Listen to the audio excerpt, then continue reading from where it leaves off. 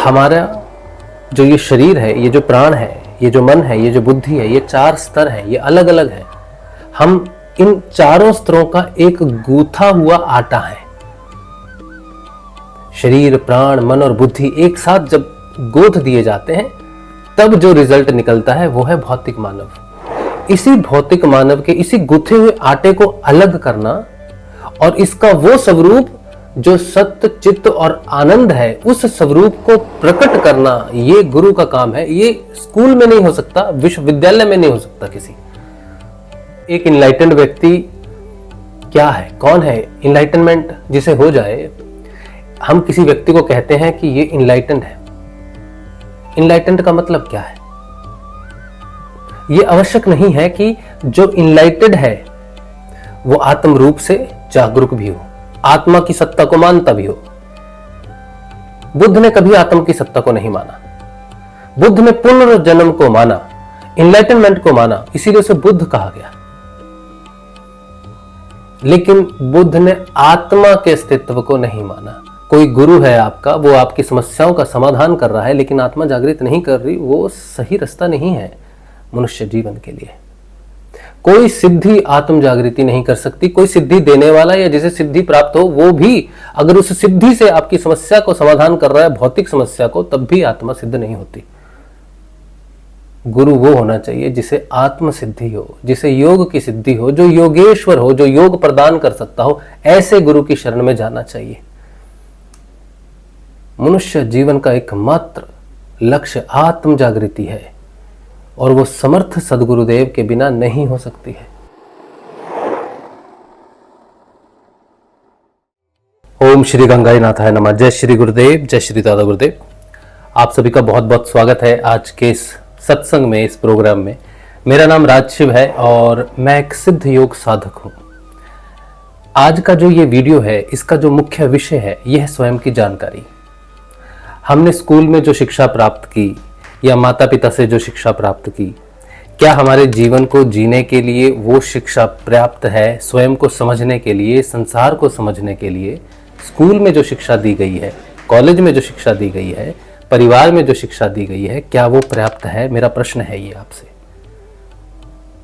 आखिर क्यों कहा जाता है कि गुरुर ब्रह्मा, गुरुर विष्णु, गुरुर्देवो महेश्वरा, गुरु साक्षात परम ब्रह्म तस्मै श्री गुरुवे नमः? क्यों कहा जाता है?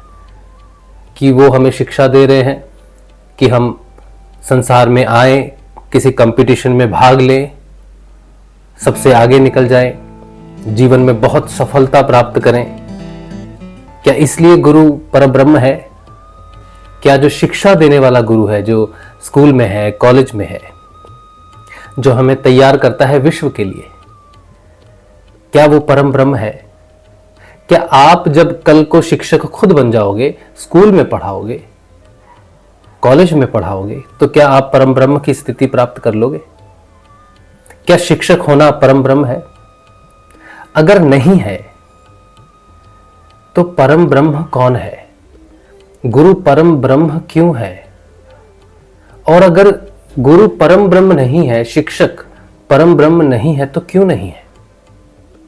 कौन सी ऐसी शिक्षा है जो परम ब्रह्म स्वरूप गुरु दे सकता है, लेकिन स्कूल और विद्यालय में पढ़ाने वाला शिक्षक नहीं दे सकता?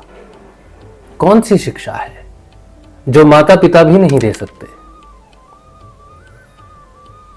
उसी शिक्षा के बारे में मैं आपसे बात करना चाहता हूं। संसार बदल रहा है, मानव बदल रहा है, टेक्नोलॉजी बदल गई है।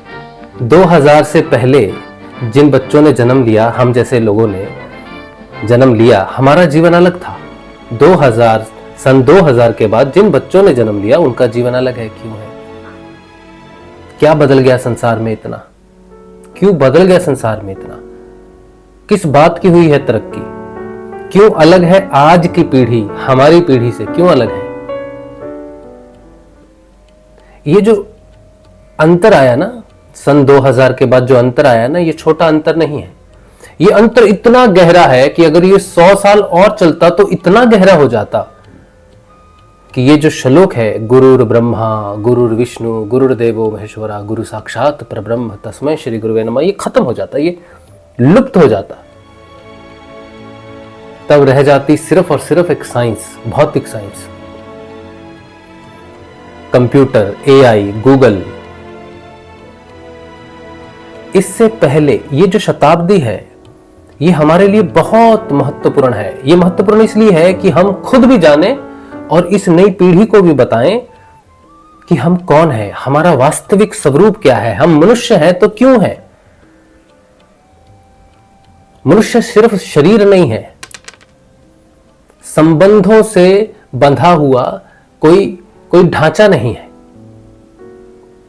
अपनी इच्छाओं को, महत्वाकांक्षाओं को पूरा करने के लिए कोई कठपुतली नहीं है किसी की, या अपनी बुद्धि का प्रदर्शन करने के लिए, संसार में सबसे ज्यादा सफल होने के लिए, ये कोई बहुत बड़ा संसार का कोई कंपटीशन में भाग लेने के लिए हमारा जन्म नहीं हुआ है। हमें यह जानना जरूरी है कि आखिर हमारी सच्चाई क्या है, मनुष्य की सच्चाई क्या है, वो गुरु कौन है जो परम ब्रह्म कहलाता है और क्यों कहलाता है। आज का वीडियो आपके लिए महत्वपूर्ण है और आपके बच्चों के लिए भी महत्वपूर्ण है, आपके सभी परिवार के लिए महत्वपूर्ण है। हमारा जो ये शरीर है, ये जो प्राण है, ये जो मन है, ये जो बुद्धि है, ये 4 स्तर हैं, ये अलग अलग हैं। हम इन चारों स्तरों का एक गूथा हुआ आटा है। शरीर, प्राण, मन और बुद्धि एक साथ जब गोथ दिए जाते हैं तब जो रिजल्ट निकलता है वो है भौतिक मानव। इसी भौतिक मानव के इसी गुथे हुए आटे को अलग करना और इसका वो स्वरूप जो सत्य, चित्त और आनंद है, उस स्वरूप को प्रकट करना, ये गुरु का काम है। ये स्कूल में नहीं हो सकता, विश्वविद्यालय में नहीं हो सकता किसी। ये तो वही कर सकता है जिसने इस शरीर की संरचना की है, जो इस शरीर की संरचना को समझता है वही समझा सकता है, और जो ये समझा सकता है उसी गुरु को परम ब्रह्म कहा गया है। और अगर हमें अपने इन शरीरों को समझना है जो 7 प्रकार के कोशों से बना हुआ है, अन्नमय कोश, प्राणमय कोश, मनोमय कोश, विज्ञानमय कोश, आनंदमय कोश, चित्तमय कोश और सत्यमय कोश, ये हमारे ही आवरण है। इन्हीं की पूर्ण यात्रा मनुष्य जीवन का उद्देश्य है। जीवन में भौतिक रूप से पूर्ण सफल होना मनुष्य का उद्देश्य नहीं है।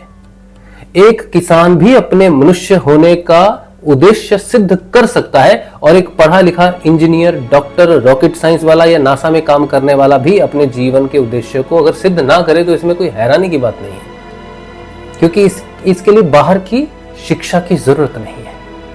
इसके लिए जरूरत है स्वयं पर ध्यान केंद्रित करने की।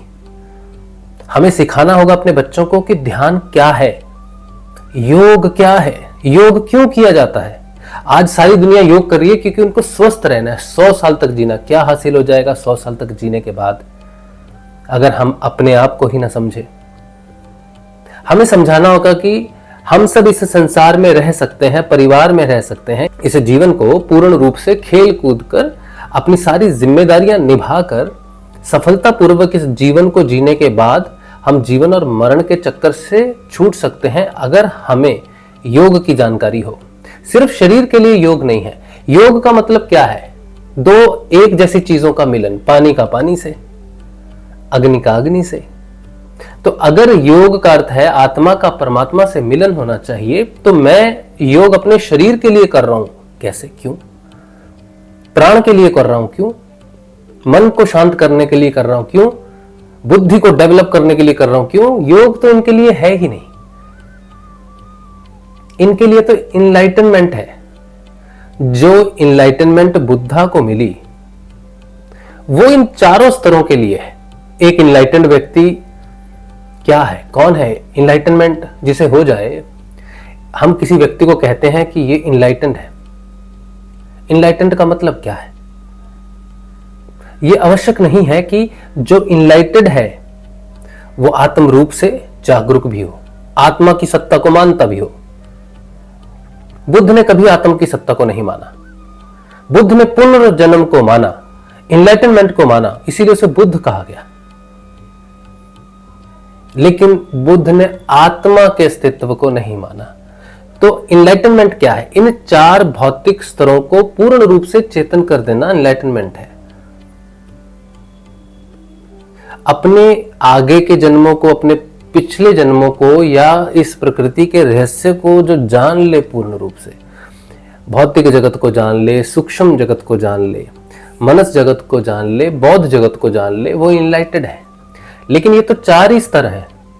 ऊपर के 3 स्तर सत्य चित्त आनंद की तो बात ही नहीं है। इनलाइटनमेंट से ऊपर वाले 3 कोशों का तो संबंध ही नहीं है, क्योंकि ऊपर के 3 कोशों का संबंध आत्म चेतना से है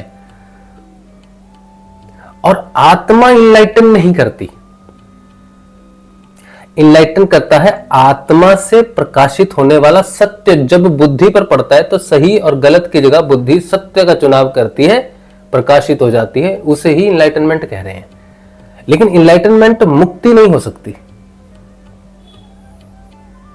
अगर मुक्ति चाहिए, जीवन और मृत्यु से पूर्ण मुक्ति चाहिए, तो चित्त से ऊपर उठना चाहिए, क्योंकि चित्त वो वॉलेट है, वो कर्मों का घड़ा है जिसमें तमोगुण, रजोगुण, सतोगुण कर्म जमा होते हैं। उस घड़े को फोड़ना पड़ेगा, समाधि में जाना पड़ेगा। सबीज समाधि, निर्बीज समाधि में जाकर अपने उसे चित्त के घड़े को पार करना होगा, सत्य स्वरूप में सिद्ध होना पड़ेगा। इसीलिए तो सत्य सबसे ऊपर है, चित्त नीचे है। अगर हमें ये जानकारी नहीं होगी तो हम कैसे वहां तक का रास्ता जो है वहां तक कैसे जाएंगे? तो वो गुरु जो हमें ये बताता है कि तुम शरीर नहीं हो, तुम आत्मा हो, और सिर्फ बताता नहीं है बल्कि एक विधि भी देता है जिस पर चलकर ये सिद्ध किया जा सकता है, इस सत्य को प्राप्त किया जा सकता है कि मैं आत्मा हूं और मैं परमात्मा का अंश हूं। लेकिन ये तभी पता चलेगा जब जल जल में मिलेगा कि मेरा स्वरूप एक घड़े में रखे हुए जल का नहीं है, बल्कि मैं समुद्र जैसा हूं, मैं समुद्र हूं, मैं घड़े में कैद हूं। तो उस घड़े को तोड़ने वाला जो है और जल को जल में मिलाने वाला जो है वो परब्रह्म है, वो गुरु है। शरीर हमें एक जन्म से दूसरे जन्म में बांधता है। प्राण हमें, जिस शरीर में हम जाते हैं, प्राण उस शरीर से संबंध जोड़ने का काम करता है। मन उसमें इच्छाएं प्रकट करता है, उन बंधनों में इच्छाएं और आसक्ति प्रकट करता है, और बुद्धि सही और गलत के हिसाब से, शिक्षा के हिसाब से जीवन को जीने का तरीका तय करती है। अगर हम आसक्ति से ऊपर उठ जाएं, सब चीजों में रहें, संसार में रहें, परिवार में रहें, बंधुत्व में रहें, हमारी शादी हो, बच्चे हो, सब कुछ हो, हमारा सबसे प्रेम हो, सबसे बंधुत्व होने के नाते हम संसार से जुड़े हुए हैं। सिर्फ परिवार से नहीं बल्कि अपने मोहल्ले से जुड़े हुए हैं, अपने राज्य से जुड़े, अपने देश से और पूरे विश्व से हम जुड़े हैं, प्राण के माध्यम से जुड़े हैं। उन प्राणों में अगर किसी भी प्रकार की आसक्ति ना रहे तो वो मुक्त है। वो सारे संसार में सारा संसार का होके भी मुक्त है। जो जीवन में जब स्वतंत्र हो जाएगा वो मुक्त हो जाएगा, मरने के बाद कोई मुक्ति नहीं है। तो ये शिक्षा जो है ये बच्चों को बहुत आवश्यक शिक्षा है कि बच्चों, गुरु का महत्व है। और सभी गुरु झोला छाप नहीं होते।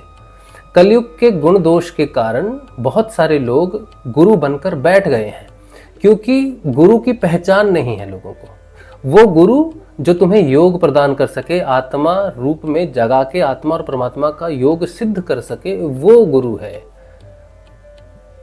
स्कूल और कॉलेज में शिक्षा देने वाला सिर्फ हमारी बुद्धि को ट्रेन कर सकता है, हमें सभ्य व्यक्ति बना सकता है, लेकिन आत्म रूप में प्रकट नहीं कर सकता। कोई धर्म गुरु हमें धर्म के बारे में शिक्षा दे सकता है, जो हिंदू, मुस्लिम, सिख, ईसाई इन धर्मों से जुड़ा हुआ होगा, इन्हीं धर्मों की शिक्षा दे सकता है। लेकिन जो आत्मा जगाने वाला होगा वो बंधनों को तोड़ेगा, बांधेगा नहीं। वो ना हिंदू होगा, ना मुस्लिम होगा, ना सिख होगा, ना ईसाई होगा, वो आत्मा की बात करेगा, वो ध्यान की, वो योग की बात करेगा, वो तुम्हें जगाने की बात करेगा। अगर तुम अभी ना जागे तो आने वाले 70-80 सालों में ये दूरी इतनी ज्यादा बढ़ जाएगी कि वो जो गैप, वो जो अंतर है गुरु में और मनुष्य में, वो इतना बढ़ जाएगा कि उसे पूरा नहीं किया जा सकता। चमत्कार से आत्मा सिद्ध नहीं होती, कामनाओं से, इच्छाओं से, पूर्ति से आत्मा सिद्ध नहीं होती। कोई गुरु है आपका, वो आपकी समस्याओं का समाधान कर रहा है, लेकिन आत्मा जागृत नहीं कर रही, वो सही रास्ता नहीं है मनुष्य जीवन के लिए। कोई सिद्धि आत्म जागृति नहीं कर सकती। कोई सिद्धि देने वाला या जिसे सिद्धि प्राप्त हो वो भी अगर उस सिद्धि से आपकी समस्या को समाधान कर रहा है, भौतिक समस्या को, तब भी आत्मा सिद्ध नहीं होती। गुरु वो होना चाहिए जिसे आत्म सिद्धि हो, जिसे योग की सिद्धि हो, जो योगेश्वर हो, जो योग प्रदान कर सकता हो। ऐसे गुरु की शरण में जाना चाहिए। मनुष्य जीवन का एकमात्र लक्ष्य आत्म जागृति है और वो समर्थ सदगुरुदेव के बिना नहीं हो सकती है। और अगर अपने इष्ट से, अपनी देव से, देवी से, किसी से भी, जिसकी भी आराधना आप करते हो, उससे सच्चे हृदय से नमस्कार किया जाए कि हमें आत्म जागृति प्रदान करने वाले गुरु का मार्गदर्शन करो, तो वो जरूर करेंगे।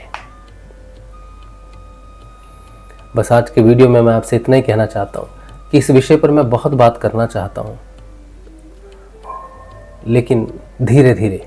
तो आप अगर आत्म जागृति के विषय में, आत्म चेतना के विषय में, स्वयं के विषय में, सत्य चित्त आनंद जो हमारे ऊपर के 3 कोश है, उन तक पहुंचने की यात्रा करना चाहते हो या कर रहे हो, साधक हो, तो जरूर जुड़ें, हमारे इस प्रोग्राम से जरूर जुड़ें। और अगर गुरु की तलाश में है, सच्चे गुरु की तलाश में है जो आत्मा को जगा सके, तो हमारे गुरुदेव समर्थ सदगुरुदेव हैं जिन्होंने हमें ये प्रकाश दिया, हमें ये समझ दी, हमें ये योग दिया, जिसके माध्यम से हमने ये जाना कि हम इंद्रियातीत ध्यान में प्रवेश कर सकते हैं और स्वयं को आत्म रूप में सिद्ध कर सकते हैं, स्वयं को स्वतंत्र कर सकते हैं। परिवार में रहकर, ग्रस्त जीवन में रहकर भी हम अपने आप को आत्म रूप में प्रतिष्ठित कर सकते हैं और इस जन्म और मरण के चक्कर से अनासक्त होकर छूट सकते हैं। साधना की विधि सरल है, नाम जप और ध्यान, लेकिन साधन पथ सरल नहीं है, बहुत कष्टकारी है। इस पर एकमात्र वही चलता है जो साहसिक हो, जो आत्मा का दर्शन करना चाहता हो, स्वयं के दर्शन करना चाहता हो, जिसमें साहस हो अपने गुण और दोष को दर्शन कर कर स्वाध्याय करने का, वही आत्म रूप से सिद्ध हो सकता है।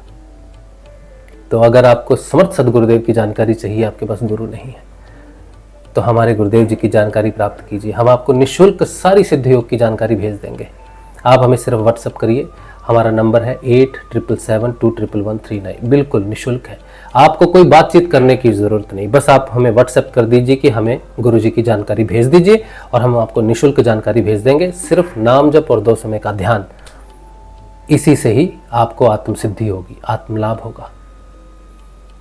साधना की पूरी जानकारी साधना करते करते ही समझ में आती है। बस वो गुरु होना चाहिए जो आपके अंदर प्रकाश कर सके, सत्य का प्रकाश कर सके। उम्मीद है कि आज का जो ये वीडियो है, ये सत्संग है, ये आपके जीवन में आध्यात्मिक प्रकाश के प्रति उत्साह जगाए, एक नई आशा जगाए। जय श्री गुरुदेव।